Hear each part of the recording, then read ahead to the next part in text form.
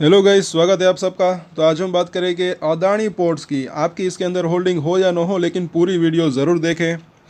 बड़ी खबर आई है इसके अंदर भी।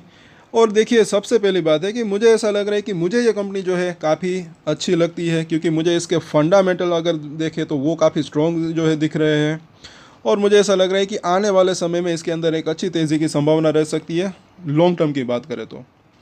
और शेयर ये क्यों अच्छा लगता है मुझे, तो देखिए, मुझे ऐसा लग रहा है कि इसके अंदर जो है गिरावट जो है वो भी कम जो है आ सकती है, तेज़ी भी कम आ सकती है। अभी भी अगर आप इसका चार्ट भी, हम उसके ऊपर भी चर्चा करेंगे, तो एक जो उठापटक रहती है वो थोड़ी सी इसके अंदर जो है कम रहती है।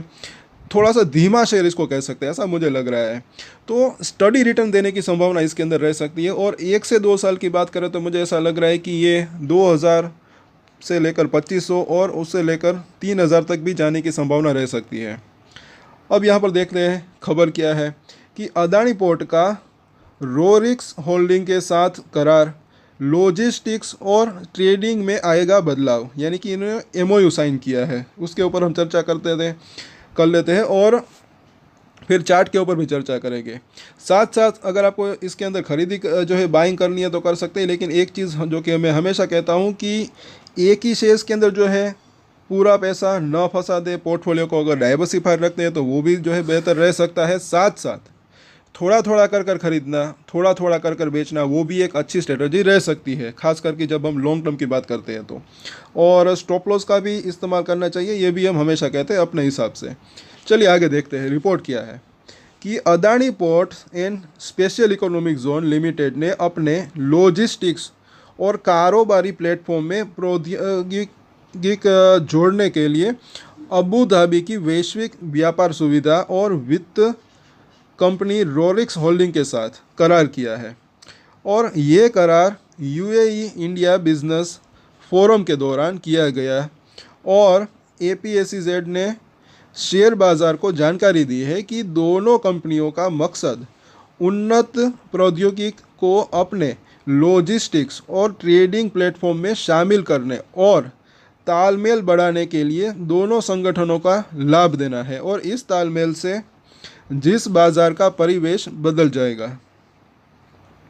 और इसके चार्ट के ऊपर भी चर्चा करेंगे। और आने वाले समय में 102 दिन की अगर बात करें तो इसके फंडामेंटल के बारे में भी हम जो बात करेंगे, क्योंकि कुछ लोगों की हमें रिक्वेस्ट थी कि इसके ऊपर फंडामेंटल भी बात करें, तो वो भी हम देखेंगे। आगे देखते हैं कि रोरिक्स होल्डिंग के कार्यकारी चेयरमैन डॉक्टर थनी बिन अहमद अल जयोदी ने कहा कि नियमन वाले वित्तीय प्लेटफॉर्म और बाजार के बुनियादी ढांचे में हमारी विशेषज्ञता को लॉजिस्टिक और पोर्ट प्रबंधन में अदानी पोर्ट्स की ताकत के साथ मिलकर हमारा लक्ष्य जिंसों के व्यापार, भंडारण और प्रबंधन के तरीके में बदलाव लाने का है। रोरिक्स असल में इंटरनेशनल होल्डिंग कंपनी और सीरियस इंटरनेशनल होल्डिंग की सहायक कंपनी है। इनकी कुल मिलाकर 20 से भी ज़्यादा सहायक कंपनियां हैं, तो वो कंपनी भी काफ़ी बड़ी है। अब आगे देखते हैं कि एपीएससीजेड के प्रबंधन निदेशक करण अदानी ने कहा कि रोरिक्स और अदानी पोर्ट्स के बीच हुए इस करार से दुनिया भर में सबसे बड़ी एकीकृत परिवहन और लॉजिस्टिक्स बुनियादी ढांचा कंपनियों में से एक बनने की हमारी महत्वाकांक्षा को बल मिला है, और जो व्यापक सेवाएं प्रदान करती है। एपीएससीजेड जो है वो भारत की सबसे बड़ी पोर्ट डेवलपर और ऑपरेटर है। पश्चिमी तट पर उसके 7 बंदरगाह और टर्मिनल, और पूर्वी तट पर 8 बंदरगाह और टर्मिनल है। अच्छी खासी इसकी जो है मतलब की प्रेजेंस है।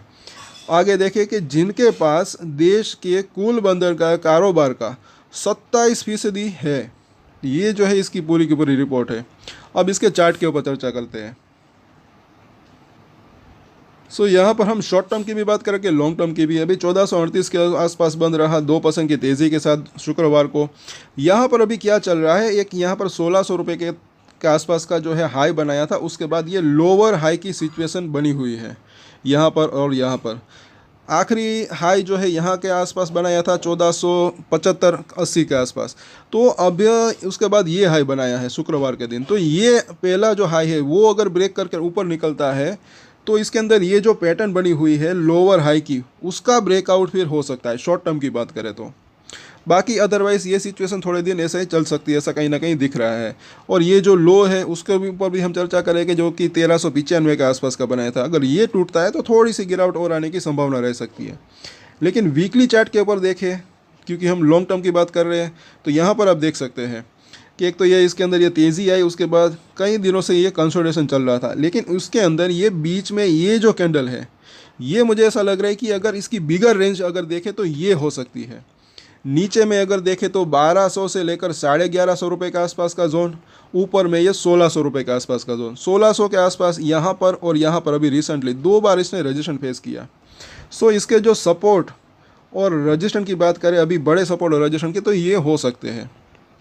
तो इसके ऊपर आप नज़र रख सकते हैं। मतलब ये जो कैंडल है इसको आप खुद देख सकते हैं। इससे पहले भी इसने जहाँ पर सपोर्ट लिया था, यहाँ इस कैंडल में इसी लेवल के आसपास पिछली बार भी सपोर्ट लिया था, और यहाँ पर जो इसने रजिस्ट्रेशन फेस किया उसी लेवल के आसपास दोबारा भी रजिस्ट्रेशन फेस किया। तो ऊपरी तरफ अगर यहाँ पर ब्रेकआउट होता है 1600 के, तब ये और तेज़ी आ सकती है, और अगर यहाँ पर आता है तो वहाँ पर इसको एक सपोर्ट मिल सकता है कहीं ना कहीं। ये चीज़ यहाँ पर दिख रही है।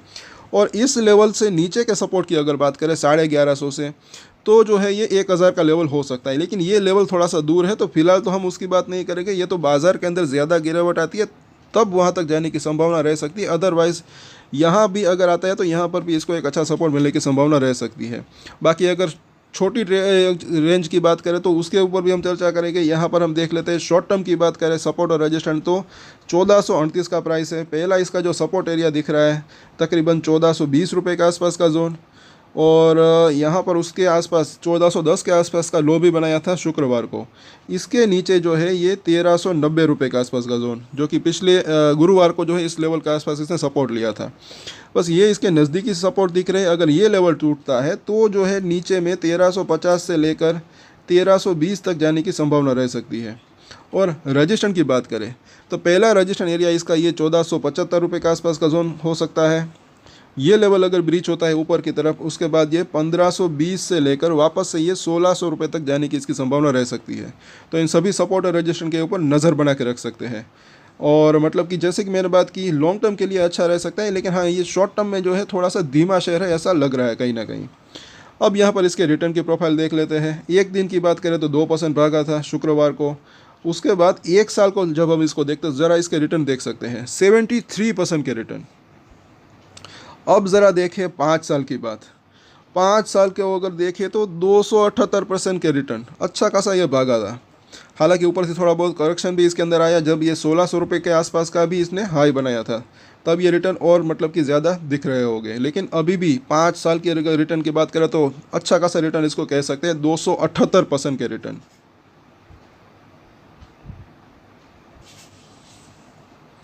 और एक दिन के रिटर्न ये 2% के आसपास। और तो इसके ऊपर आप चाहे तो अपनी नज़र बना के रख सकते हैं।